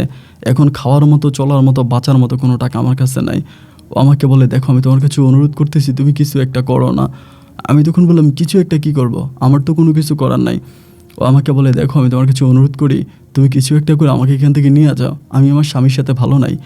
আমি তখন বললাম শান্তি এটা তুমি কী বলো, তোমার বাবা মা তোমাকে বিয়ে দিয়েছে। ও বলে জানো এই লোকটা 24টা ঘন্টা তোমাকে নিয়ে খোটা দেয়, আমার গায়ে হাত তুলে খুবভাবে আমাকে মারে, আমি আত্মহত্যা করবো, আমাকে তুমি নিয়ে যাও। আমি তখন বললাম শান্ত আমি তোমার নিয়ে কই যাব, তোমার নিয়ে যাওয়ার মতো কোনো জায়গা কি আমার আছে? আমাদের ঘর বাড়ি যা ছিল সবই তো তোমার বাবা নিয়ে গেছে। এরপরে আমি আর আমার মা মিলা আমরা বাজারের একটা বাসায় ভাড়া থাকি, বাজারের একটা বাড়িতে ভাড়া থাকি, এবং আমি বাজারে এখানে সেখানে টুকিটাকি কাজ করি, যেটা পাই ওটা দিয়ে পরিবার চালাই, আমার মারে চালাই। আমি তোমার নিয়ে এখন কই রাখবো, তোমার নিয়ে রাখার মতো তো আমার কোনো জায়গা নেই। ও তখন ওর হাতে গলায় কিছু গয়না কাটেছিল, আমাকে বললো এগুলো নিয়ে যাও, এগুলো নিয়ে বিক্রি করে তুমি আপাতত চলো। আমি বললাম দূর বোকা, আমি এগুলো নিব কেন, আমি এগুলো নিব না। ও আমাকে বলে তুমি আমার সাথে যোগাযোগ করো, আমি তোমার জন্য টাকা ম্যানেজ করব, বাকিটা আমি তোমার সাথে পরে বলবো। এই কথা বলে ওর সাথে আমি এখান থেকে কথাবার্তা বলে চলে আসলাম বাড়িতে। এবং বাড়িতে আসার পরে পুনরায় শান্তার সাথে আমার প্রতিনিয়ত কথা হইতো, ফোনের মাধ্যমে কথা হইতো, আমার খোঁজ খবর নিত। এরকম করতে করতে একটা পর্যায়ে আমি ওরে বললাম, মানে আমাদের রিলেশনটা আবার আগের মতো হয়ে গেল আর কি, দুজনকে আবার আগের মতো ভালোবাসতে শুরু করি। একটা পর্যায়ে আমি ওরে বললাম যে একটা কাজ করো, আমি তো শুনেছি তোমার স্বামী নাকি অনেক টাকা পয়সা আছে, সে নাকি আগে বিদেশে ছিল, তার ঘরে তো অনেক গয়নাগাটি আছে, টাকা ঢুকে আছে, তুমি ওগুলো নিয়ে পালায় চলে আসো। ও আমাকে বলে না আমি এগুলো নিয়ে পালায় যাব না, এগুলো নিয়ে পালাই গেলে আমি আরও বিপদে পড়বো, বা আমি এরকমভাবে অসৎ পথে তার কাছ থেকে যাব না। আমি তাকে 3 দিনের সময় দিয়েছি, তাকে বলেছি 3 দিনের মধ্যে সে যেন আমাকে কাবিনের টাকা বুঝিয়ে দেয়, আমি তার সংসার করব না, কারণ সে আমার গায়ে হাত তোলে, আমি এখন আমার নানু বাড়িতে আছি।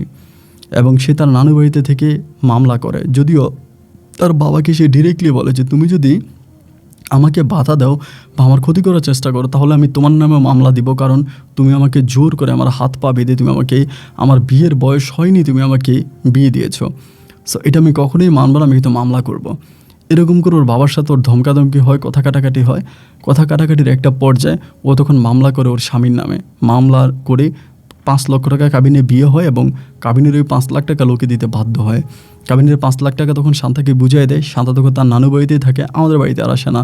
নানু বাড়িতে থাকা অবস্থা আমাকে বলছে তুমি কিছু একটা করো, আমার কিছু একটা করো। তো এইভাবে ডিভোর্স হওয়ার 1 মাস পরে আমি তখন শান্তাকে গোপনে বিয়ে করে আমার মাকে সাক্ষী রেখা পুনরায় বিয়ে করার পরে শান্তা তখন আমার হাতে 4 লাখ টাকা তুলে দেয়, বলে এই টাকাটা দিয়ে তুমি কিছু একটা করো। তো এই টাকা দিয়ে আসলে আমি কী বা করতে পারি, বা কোনো কিছু তো করার নাই। পরে আমার মা আমারে বললো দেশে থাকিস না, তোর মামা ঝামেলা করবে, বিদেশ চলে যা। পরে আমি কী করলাম, ওই 4 লাখ টাকার ভিতরেই লিবিয়ার একটা বিষয় কিনি। ওই সময় লিবিয়াতে কম দামে যাওয়া যেত, তা আমাদের এলাকার লোকজন প্রায় অনেকেই ছিল, তাদের সাথে কথাবার্তা বলে লিবিয়ার একটা ভিসা কিনে শান্তাকে বিয়ে করে তার নানু বাড়িতে রেখে আমি তখন লিবিয়াতে চলে যাই। এবং লিবিয়াতে চলে যাওয়ার বৎসর খানিক পরে আমি মোটামুটি ভালো একটা অবস্থানে যাই। লিবিয়াতে যাওয়ার পর আমার একটা রেস্টুরেন্টে চাকরি হয়, এবং সেই রেস্টুরেন্টে আমি ভালো টাকা ইনকাম করতাম, অনেক ভালো টাকা ইনকাম করতাম। তা রেস্টুরেন্টে চাকরি হয়। এরপর আমি শান্তাকে বললাম যে, শান্তা, তুমি তোমার আব্বার সাথে কথাবার্তা বলে আমাদের বাড়িতে চলে আসো। ও বলে, কেন আমি আমার আব্বার সাথে কথা বলবো? আমার তো আমার আব্বার সাথে কথা বলার কোনো প্রয়োজন নেই। তোমার আম্মাকে বলো আমার নানু বাড়িতে আসতে, আইসে আমাকে নিয়ে যাইতে। পরে আমার মারে আমি আমার নানু বাড়িতে পাঠাইলে পরে আমার মা তখন শান্তাকে আমার নানু বাড়ি থেকে পরে আমাদের বাড়িতে নিয়ে আসে। আমাদের বাড়িতে আনার পরে আমার মা তখন সেই বাড়িতে থাকতেছে। ওই বাড়িটা ছিল মুকবুল মাস্টারের বাড়ি। মুকবুল মাস্টারের বাড়ি ছিল, ওনার আবার ছেলে মেয়ে নাই, কেউ নাই, উনি বাড়িতে একাই থাকে। ওই বাড়িতে আমার মা তখন থাকতে শুরু করে, মানে ভাড়া থাকতে শুরু করে। তো সে জায়গার ভিতরে অনেকগুলো দিন কেটে গেল। হঠাৎ করে আমার কিছু পাকিস্তানি লোকের সাথে পরিচয় হলো লিবিয়াতে। পরিচয় হওয়ার পরে তারা তখন সিদ্ধান্ত নিল যে তারা বোর্ডে করে চলে যাবে ইতালিতে। লিবিয়ার পাশে হচ্ছে ইতালিতে চলে যাবে। তা আমারে বললো যে, ভাই তুমি যাবা কি না? ওই সময় কিন্তু আমি লিবিয়াতে বসে আপনার 40-50 হাজার টাকা মাসে বেতন পাইতাম। এটা আসলে ইতালিতে গেলে পাওয়া যাবে কিনা সন্দেহ আছে, এত ভালো টাকা বেতন পাইতাম। তো এরপরও নিজের মাঝে একটা খাইশ জাগলো যে আমি লিবিয়া দিয়ে ইতালি চলে যাব।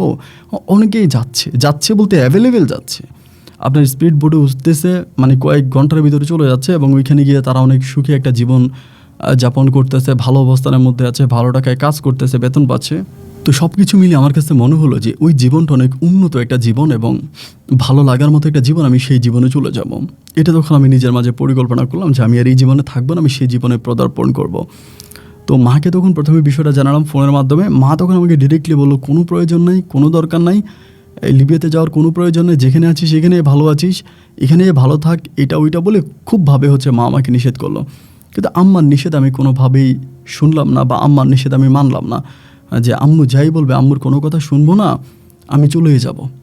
এবং শান্তাকে বললাম, শান্ত কীভাবে আমাকে মানা করলো যে দরকার নেই, তুমি যেখানে আসছো এখানে ভালো আসতো, এখান থেকে তোমার আর অন্য কোথাও যাওয়ার প্রয়োজন নেই। এইভাবে রাগারাগির একটা পর্যায়ে আমি তখন, আম্মা রাজি হয় না, শান্তও রাজি হয় না, তাদের কথা না শুনেই আমি তখন লিবিয়ার উদ্দেশ্যে রওনা দিলাম।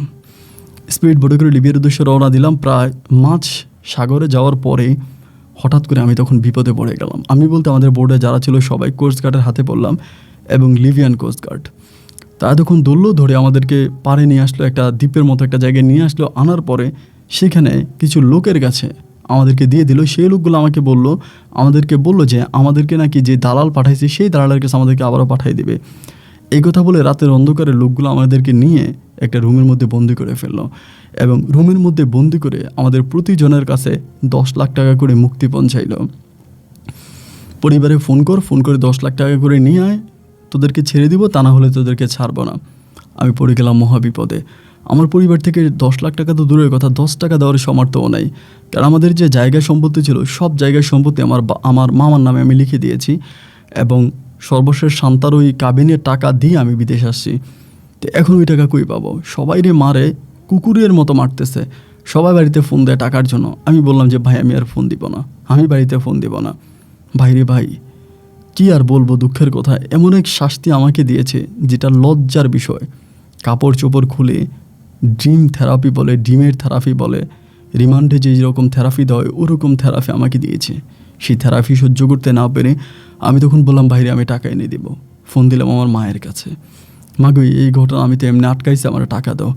মা বলে, টাকা পাবো কই? আমার মা তখন টাকা না পেয়ে শান্তা দৌড়িয়ে গেল মামার কাছে গিয়ে মামার পা ধরে কান্না করে বললো, আপনাদের জামাই বিপদে পড়ছে, আপনার পায়ে ধরে বাবা আপনার টাকা ব্যবস্থা করে দেন, কারণ ওরা তো ওদের সমস্ত জায়গায় আপনার নামে দিয়ে দিয়েছে, আপনি 10 লাখ টাকা ম্যানেজ করেন, আপনি 10 লাখ টাকা দেন।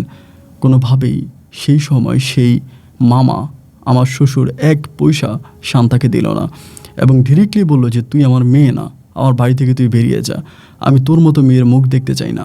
আর সালমান তো আমার ভাগিনাও না, মানে ও আমার ছেলেও না, ও আমার মেয়ের জামাইও না, ওরে আমি চিনি না, ওর কোনো কথা আমি শুনবো না। শান্তাকে মেরে আমার মামা তখন ঘর থেকে বের করে দেয়।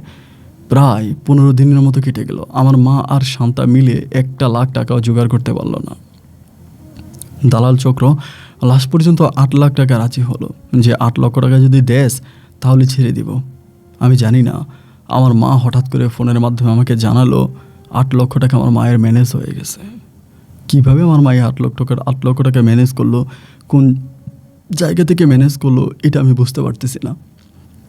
কীভাবে আমার মা 8 লক্ষ টাকা ম্যানেজ করলো, এবং 8 লক্ষ টাকা ম্যানেজ করে আমার মা মুহূর্তের মধ্যে টাকা পাঠানোর প্রক্রিয়া শুরু করলো।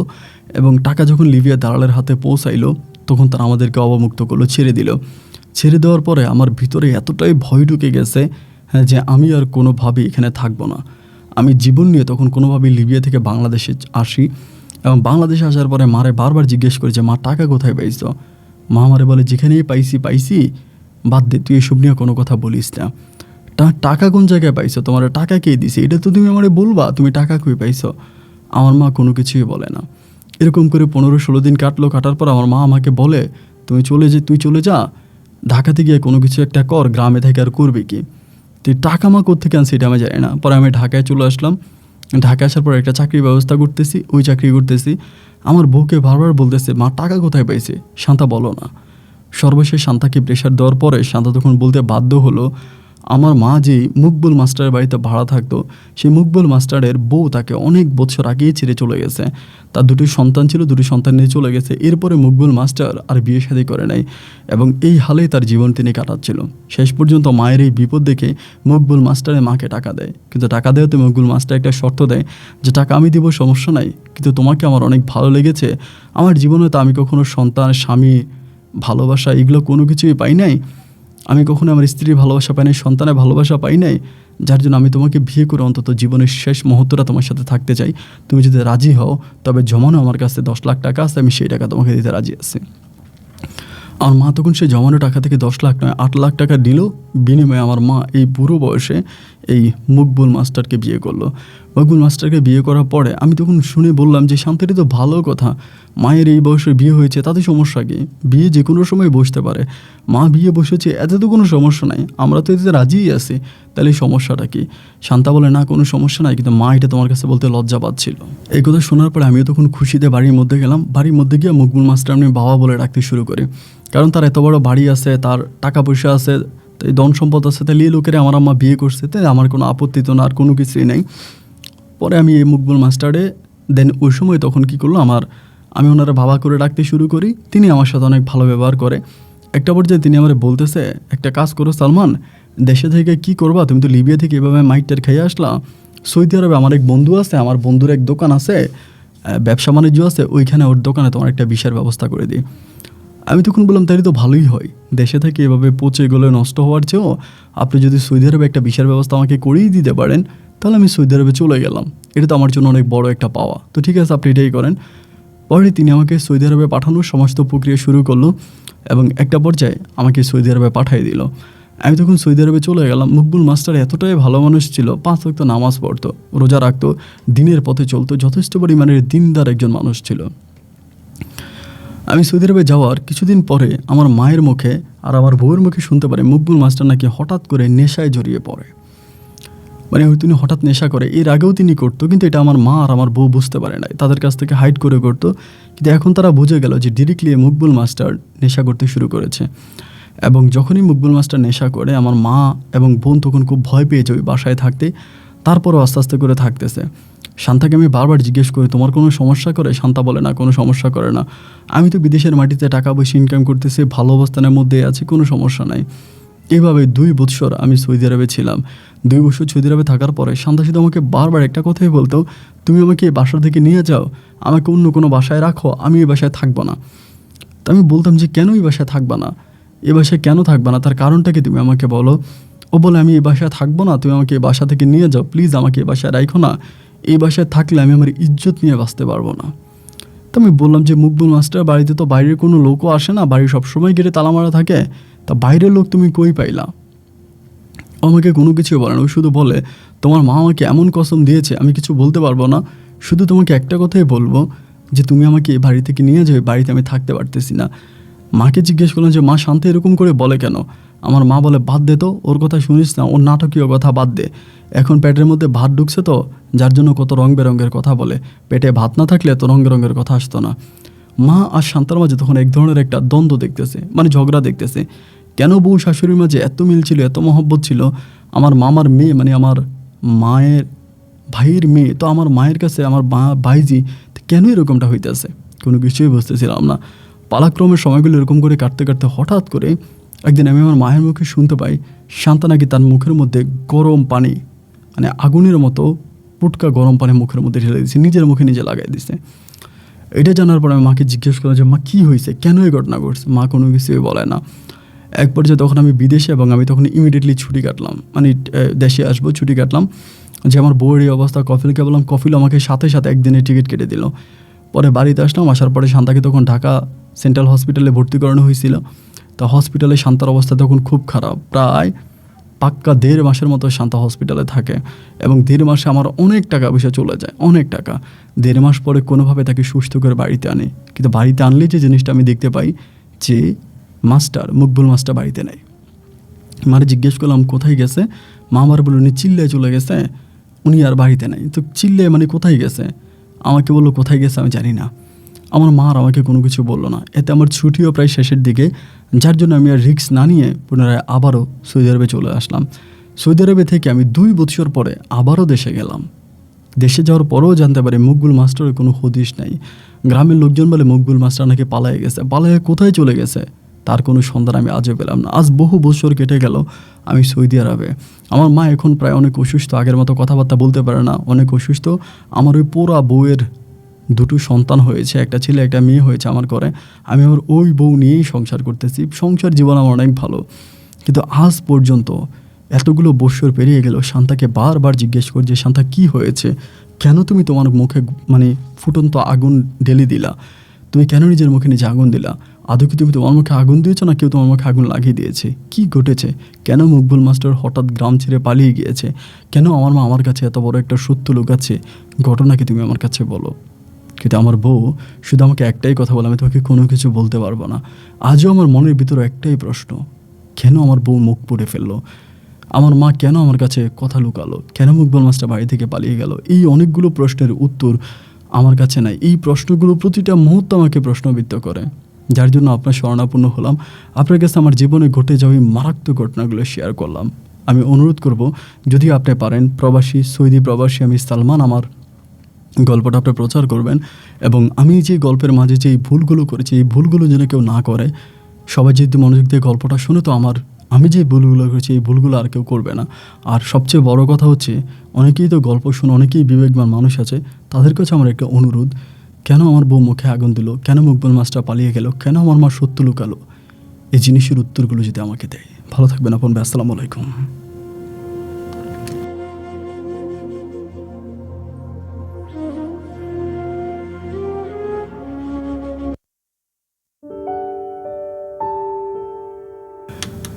প্রিয় বন্ধুগণ, সবাইকে অনেক বেশি ধন্যবাদ এতক্ষণ পর্যন্ত রাজধানী ঢাকার পার্শ্ববর্তী কোনো এক জেলার ছেলে সালমানের জীবনের বাস্তব গল্পটা শুরু থেকে শেষ পর্যন্ত আমার মুখ থেকে শোনার জন্য। বন্ধুরা, এই গল্পটা একটা ধোঁয়াশামুখর গল্প। একটা ধোঁয়াশামুখর গল্প আমি বলবো এই কারণে যে মকবুল মাস্টার হঠাৎ করে এসেই সালমানের মাকে 8 লক্ষ টাকা দিয়ে দিল। 1 টাকা 2 টাকা না, যদিও 10 লক্ষ টাকা দিতে চাইছে, তিনি নিল 8 লাখ টাকা। দেখতে শুনতে ভালো, ফরেজগার, দিনদার, ইমানদার একজন লোক মকবুল মাস্টার, এবং সেই মাস্টার সালমানের মাকে টাকা দিয়ে সালমানের মাকে বিয়েও করলো, স্ত্রীর মর্যাদা দিল। আবার সেই মকবুল মাস্টারের টাকা দিয়ে সালমানকে সৌদি আরবে পাঠালো। যদিও বলেছিল বন্ধুর দোকান, আসলে বন্ধুর দোকান না, তিনি বিষয়টা কিনে সালমানকে পাঠায়। সেখানে যাওয়ার 2 বছরের মাথায় এই ধরনের ঘটনা শান্তা ফোন করে এগুলো বলে। আবার শান্তার সাথে তার শাশুড়ি মায়ের এত ঝামেলা লেগে গেল। এক পর্যায়ে শান্তা মুখে আগুন দিল, মকবুল মাস্টার বাড়ি থেকে পালালো। সালমান দেশে ফিরে আসলো, তার মা এবং তার বউয়ের মুখ থেকে কোনো সত্য বের করতে পারলো না। একটা পর্যায়ে সালমান আবারও বিদেশে গেল, কিন্তু বৎসরের পর বৎসর কেটে গেল, মকবুল মাস্টার তার গ্রামের বাড়িতে ফিরল না। কেন এরকম ঘটনাগুলো ঘটলো, কেন মকবুল মাস্টার এরকম ঘটনা ঘটালো, কেন এই কাজ করলো, সেটা একমাত্র উপরওয়ালাই ভালো জানে। এবং আপনাদের কাছে অনুরোধ থাকবে, আপনারা যারা গল্প শুনেছেন, আপনাদের মতো করে চেষ্টা করেন সালমানকে একটা সমাধান দেওয়ার জন্য, যে কেন আসলে মকবুল মাস্টার এরকম ঘটনা ঘটালো বা কী হতে পারে। জিনিসগুলো যদি লেখেন, তাহলে সালমান হয়তো যেটা তার মা এবং তার বউয়ের মুখ থেকে শুনতে পায়নি, সেটা হয়তো আপনাদের কমেন্টের মাধ্যমে তার ধারণার সাথে মিলিয়ে সে এই প্রশ্নগুলোর উত্তর পাবে। সবাই ভালো থাকবেন, সুস্থ থাকবেন, এই শুভকামনায় আজকের মতো এখানে বিদায়। দেখা হবে অন্যদিন অন্য কারো বাস্তব জীবনের গল্প নিয়ে। আল্লাহ হাফেজ এন্ড আসসালামু আলাইকুম।